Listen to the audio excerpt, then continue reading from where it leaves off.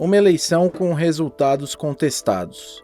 Um processo eleitoral cheio de interferências em um país onde as instituições democráticas se desgastam dia após dia. Um presidente que fala em combater demônios e que agora se encaminha para ficar quase 2 décadas no poder. Meu nome é Antônio Mami e esse aqui é o Durma Com Essa, o podcast de notícias do Nexo.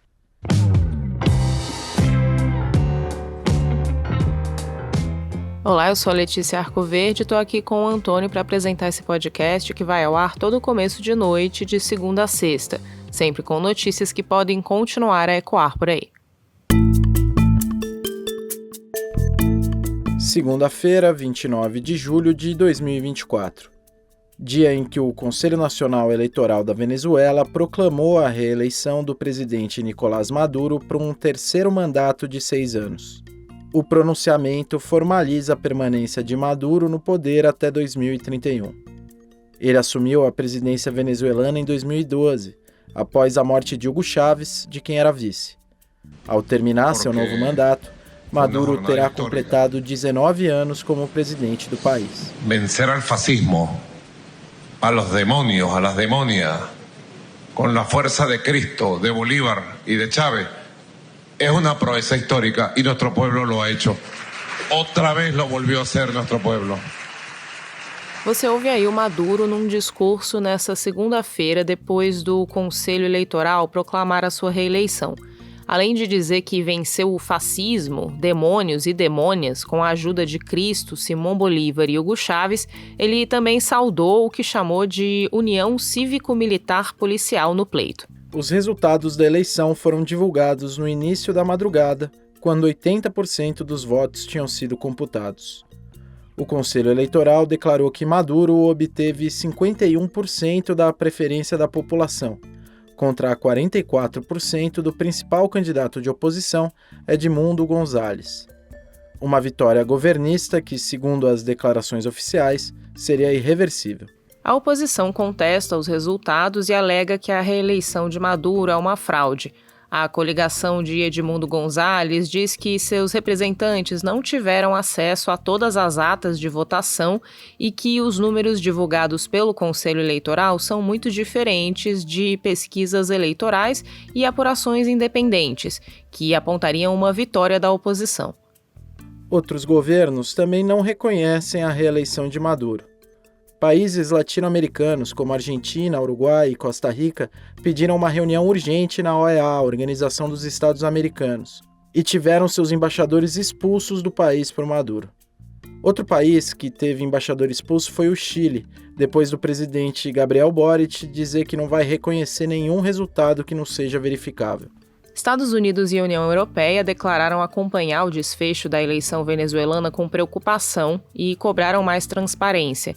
A Colômbia, que retomou relações diplomáticas com a Venezuela em 2022, pediu a contagem total dos votos com auditoria independente.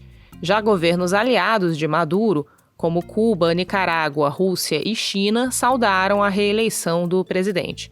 Quem esteve em Caracas para acompanhar a votação e a apuração dos votos foi Celso Amorim, assessor especial para assuntos internacionais do presidente Luiz Inácio Lula da Silva. Amorim cobrou a divulgação das atas eleitorais, mas disse que não iria endossar nenhuma narrativa de fraude antes de chegar a uma avaliação baseada em fatos.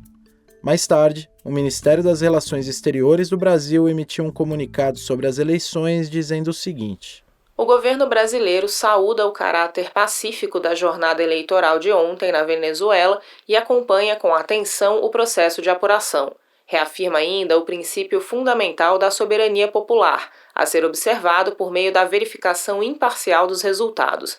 Aguarda, nesse contexto, a publicação pelo Conselho Nacional Eleitoral de dados desagregados por mesa de votação, passo indispensável para a transparência, credibilidade e legitimidade do resultado do pleito. Você ouviu aí na nota do Ministério que o governo brasileiro não parabenizou Nicolás Maduro pela reeleição.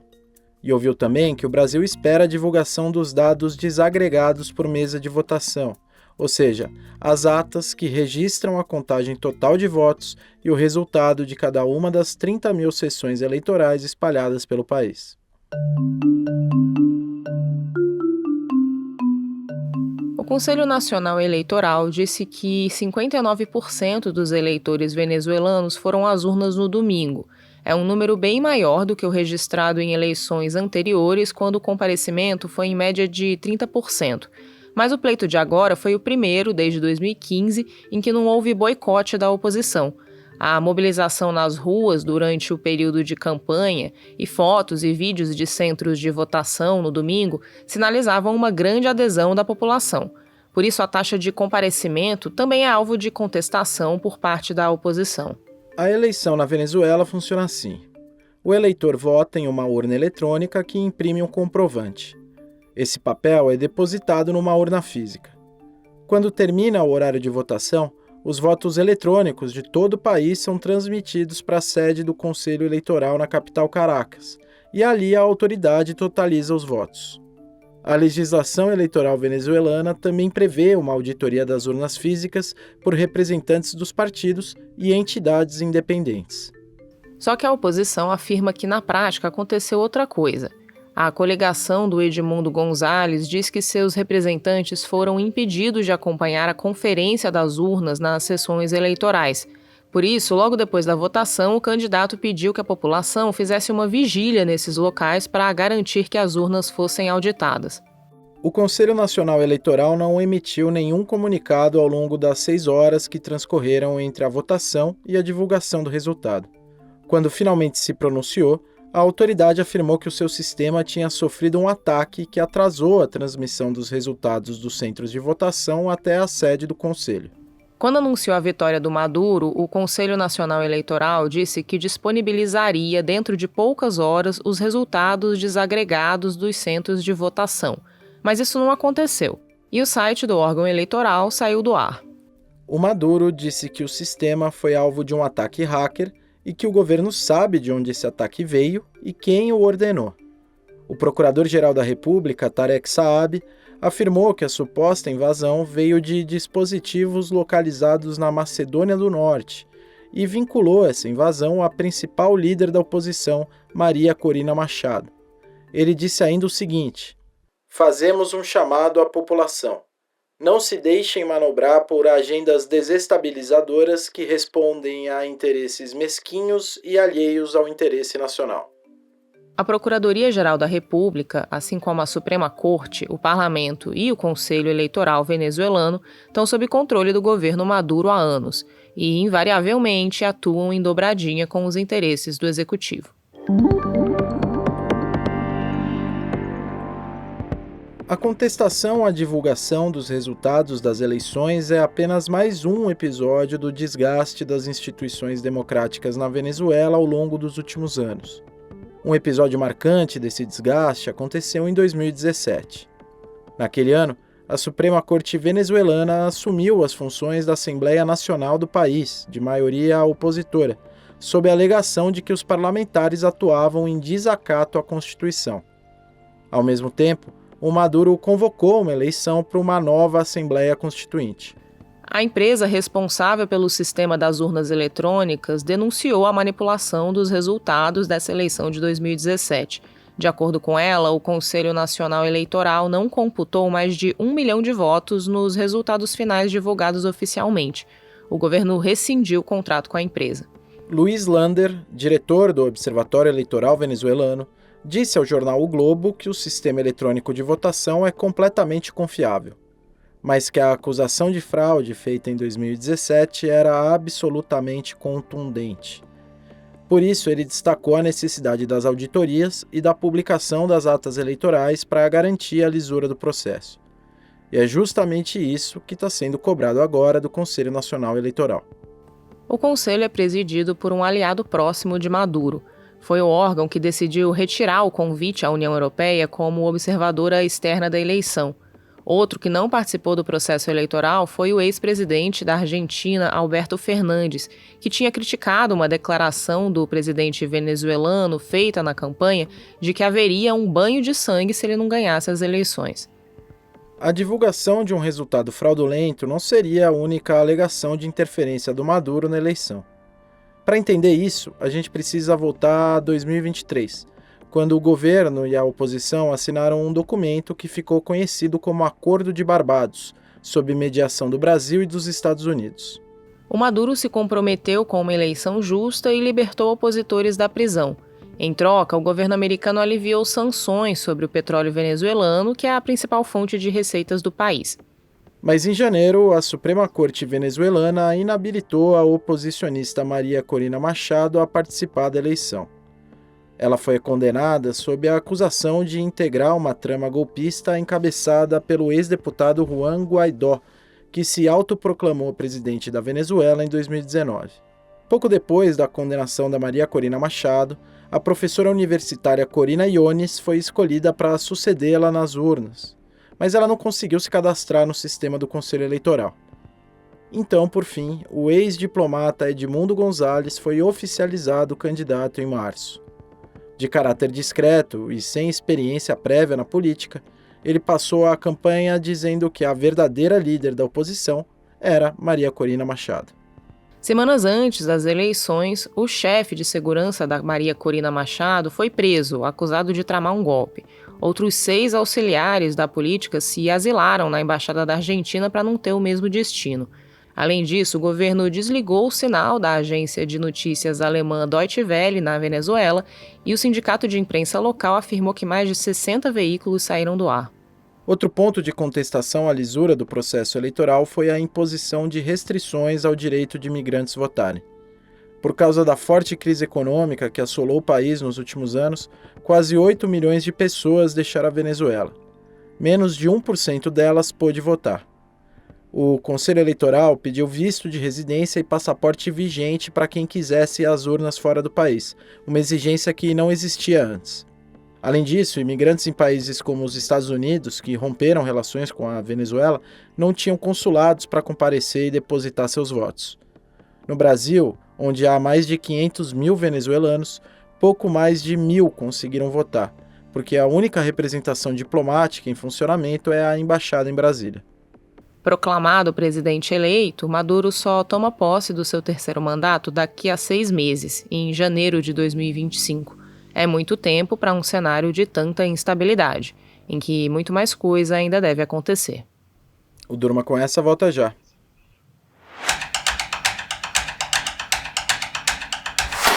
Na semana passada, o Brasil registrou os 2 primeiros casos de morte por febre oropoche no mundo. A Isadora Rupp escreveu sobre o assunto e vai falar sobre o que se sabe dessa doença com a gente. Isadora, quais são os sintomas da febre oropoche? A febre oropoche é uma arbovirose causada por um vírus transmitido pelo mosquito maruim e pelo popular pernilongo. Ela não é infecciosa, então não passa de pessoa para pessoa. Os sintomas da doença são muito parecidos aos da dengue. O doente tem febre súbita, dor de cabeça, dor muscular, dor articular, tontura e calafrios. O doente pode apresentar ainda náuseas, vômitos, fotofobia e dor atrás dos olhos. Não existe tratamento para a doença, só o manejo desses sintomas. Por enquanto, também não existe vacina e as pesquisas para o desenvolvimento de um imunizante ainda são bastante primárias. Segundo o Ministério da Saúde, as gestantes são o principal grupo de risco. A pasta emitiu um alerta para elas por causa da identificação de casos de microcefalia em recém-nascidos ligados à infecção da mãe pelo vírus. Também são investigadas transmissões que resultarem em óbito fetal e perda gestacional. Para as gestantes e para a população em geral, as recomendações de prevenção são as mesmas. Usar roupas que cubram a maior parte do corpo, aplicar repelente nas áreas expostas da pele, eliminar focos de criadores de mosquitos, como recipientes com água parada, e seguir as recomendações das autoridades sanitárias locais. Isadora, como a febre oropoche chegou no país? A doença não é uma novidade no Brasil. O oropoche é conhecido no país desde a década de 1960, mas os surtos se concentravam na região norte. Em 2023, o sistema que detecta a febre foi ampliado para todos os laboratórios de saúde pública do país, e aí os casos começaram a ser identificados em outras regiões. Em fevereiro deste ano, ocorreu um surto no Amazonas, e esse foi o gatilho para a doença se espalhar para outros 20 estados. O Ministério da Saúde diz que monitora os casos da doença e que trabalha na construção de um plano de enfrentamento, com ampliação de testagem. O Ministério não disse se haverá reforços no atendimento de saúde no SUS. Entre abril e maio deste ano, estados como São Paulo, Santa Catarina e o Distrito Federal quase tiveram superlotação em suas UTIs por causa do alto número de casos de dengue, somado às doenças respiratórias. O texto da Isadora você lê em nexojornal.com.br. E vem cá, você já conhece os cursos do Nexo? Tem aulas sobre como fazer e ler gráficos, com a mentoria do Gabriel Zanlorenzi, nosso editor de gráficos. Tem também aulas sobre como escrever com mais clareza, com o editor-chefe Conrado Corsaletti, que você conhece aqui do Durma. Os cursos são online e cada um tem 4 horas de duração. Assinante do Nexo tem desconto. E dá também para contratar cursos sob demanda para empresas e organizações. Entra lá no nexojornal.com.br/cursos para conhecer mais. Das contestações à reeleição de Maduro na Venezuela aos casos de febre Europost no Brasil, durma com essa.